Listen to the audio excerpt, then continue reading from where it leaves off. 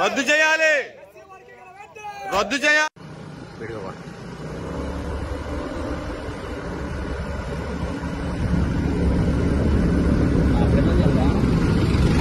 అలాగే స్పీడ్గా బాగుంటుంది మార్కెట్లో అయితే.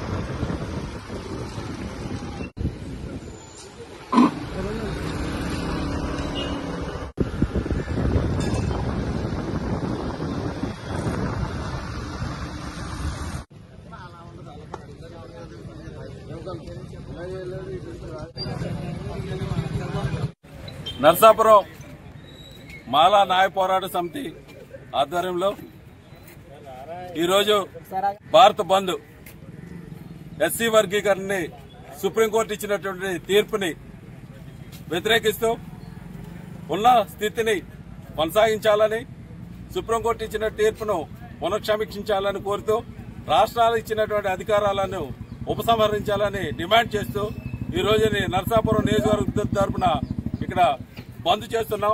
నర్సాపురంలో ఉన్నటువంటి అన్ని ఆర్టీసీ బస్ స్టాండ్ దగ్గర నుంచి ప్రతి వ్యాపార సంస్థలు అందరూ కూడా సహకరిస్తున్నారు. విద్యా సంస్థలు, ప్రభుత్వ కార్యాలయాలు, బ్యాంకులు అన్ని కూడా ఈ రోజు పూర్తిగా బంద్కి సహకరిస్తున్నందుకు అందరికీ ధన్యవాదాలు. అందరూ కూడా ఈ రోజు బంద్ సహకరించి మాకు సంఘీభావం తెలియజేయవలసిందిగా మీ అందరినీ కూడా పత్రిక ముఖంగా మీ అందరికీ కోరుచున్నాం. ఎందుకంటే ఎస్సీ వర్గీకరణ అనేటువంటిది ఎప్పుడో 1995లో తీసుకున్నటువంటి కమిషన్ తీసుకున్నటువంటి నిర్ణయం. ఇప్పుడు జనాభా ప్రకారమైనటువంటి జనాభా లెక్కలు లేవు, జనగణన అనేటువంటి జరగలేదు. అప్పుడు ఉన్నటువంటి విద్యా అవకాశాలు, విద్యా చదువుకున్నటువంటి నిష్పత్తి చూస్తుంటే చాలా తక్కువగా ఉన్నది. అది కూడా ఒక రాష్ట్రంలో 28 రాష్ట్రాలు ఉంటే ఒక రాష్ట్రంలో ఆంధ్రప్రదేశ్లోనే ఈ కమిషన్ అనేటువంటి జరిగింది. ఈ దేశవ్యాప్తంగా అసలు గణన గానీ, విద్యా గణన గానీ ఏ విధమైన జరగలేదు. అటువంటి పరిస్థితుల్లో ఈ విధమైనటువంటిది తీసుకుంటాం అనేటువంటిది మేము దారుణంగా ఖండిస్తున్నాం. ఎందుకంటే ఇదే సుప్రీంకోర్టు కూడా మరాఠాల్లోనూ జాకర్లలోనూ రిజర్వేషన్లు వస్తే కనుక డేటా అనుభవం అనేటువంటిది లేదు, అందువల్ల మీ రిజర్వేషన్ అనేటువంటి వర్గీకరించడానికి ఒప్పుకోమన్నారు. అదే సుప్రీంకోర్టు ఈ రోజుని మాలలకు అయితే కనుక డేటా ఉన్నది, ఒక రాష్ట్రంలో ఉన్నటువంటి డేటాను 20 దేశంలో ఉన్నటువంటి రాష్ట్రాలు అన్నింటిలో కూడా ఒక తీసుకుంటున్నారు.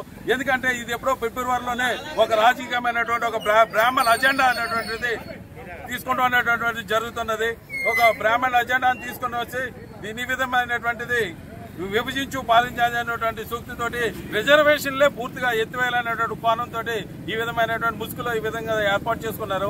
RSS వ్యాధులు ఈ రోజుల్లో కాషాయకరణ చేస్తూ ఈ విధమైన ఏర్పాట్లు రాజకీయంగా సరైన చర్చ కానీ ఏమీ జరగకుండా ఈ విధంగా తీసుకుంటాం అనేటువంటిది చాలా శోచనీయమని ఈ విధంగా మేము ఖండిస్తున్నాం. అందువల్ల రిజర్వేషన్ ఫలాలు అనేటువంటిది వర్గీకరించాలంటే ముందుగా సుప్రీంకోర్టు జడ్జిల నుంచే వర్గీకరించండి. అగ్ర కులాల్లో ఉన్నటువంటి అన్ని జాతుల వారిని కూడా వర్గీకరించండి. అప్పుడు ఎస్సీల జోలికి రండి, SC STల జోలికి రండి. ఎవరు అగ్ర కులాల్లో వర్గీకరించరు. రిజర్వేషన్ లేకుండా EBS అనేటువంటిది ఎకనామికల్ కోటా అనేటువంటిది ఒకరు తీసుకొచ్చి వాళ్ళకి నచ్చినట్టు ఏర్పాటు చేసుకుంటారు. 50% అనేది తీసుకుంటూ ఉంటారు. సుప్రీంకోర్టు జడ్జిల్లో అసలు అనేటువంటిది అసలు ఈ వర్గీకరణ అనగాని వర్గాలకు అసలు అక్కడ ప్రాతినిధ్యం లేదు. SC ST BCలకి మైనార్టీలకి అసలు అక్కడ ప్రాతినిధ్యం అనేటువంటిది లేదు.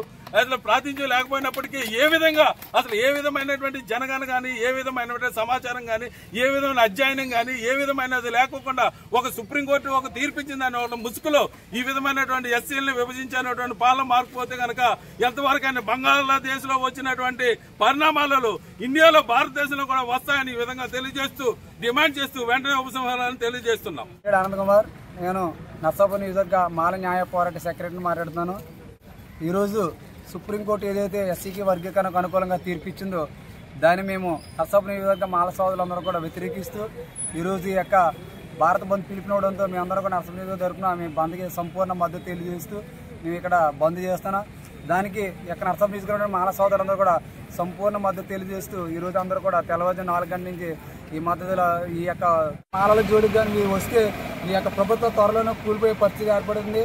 మీకు మనం చూసారు బంగ్లాదేశ్లో ఏదైతే జరిగిందో ఈ యొక్క దీనికి మన యొక్క రాష్ట్ర ముఖ్యమంత్రి నారా చంద్రబాబు నాయుడు కూడా ఈ యొక్క రాజకీయ ముసుగులో ఉండి వెనకాల నడిపిస్తున్నాడు.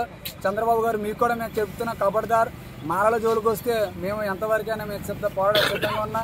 మీరు గతంలో కూడా ఎస్సీ వర్గీకరణ విషయంలో హైదరాబాద్లో మేము ధర్నా చేస్తే మా అందరినీ కూడా అప్పుడు మీరు గుర్రాలతో తొక్కించి ఆ యొక్క భాష వాళ్ళందరూ చాలా దారుణంగా హింసించారు.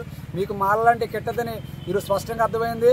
ఎందుకంటే మాలలందరూ మొదటి నుంచి వేరే పార్టీకి అండగా ఉన్నారని మీరు కక్షతోనే ఈరోజు వర్గీకరణకు మీరు లెటర్ ఇచ్చి నరేంద్ర మోడీ గారితో చేతులు కలిపి ఈ యొక్క దుర్మార్గ పాలన చేయాలని మేము చూస్తూ ఊరుకోం. కాబట్టి మీరు వెంటనే సుప్రీంకోర్టు ఇచ్చినటువంటి జీవోని మీరు అన్నీ రద్దు చేసే విధంగా మీరు కేంద్ర ప్రభుత్వంతో పోరాడి రద్దు చేయాలని మేము మాల డిమాండ్ చేస్తున్నాం. ఎందుకంటే మీరు కేంద్రంలో భాగస్వాములు ఉన్నారు కాబట్టి మీరు కేంద్రంలో పోరాడి ఈ యొక్క సుప్రీంకోర్టు తీర్పుని వెంటనే రద్దు చేసే విధంగా మీరు సహకరించాలని మనస్ఫూర్తిగా కోరుకుంటూ ఈరోజు ఈ యొక్క బంద్కి సహకరించినటువంటి మా యొక్క దళిత సోదరులు మేము మరొకసారి ధన్యవాదాలు తెలియజేసుకుంటూ జై భీమ్, జోహార్.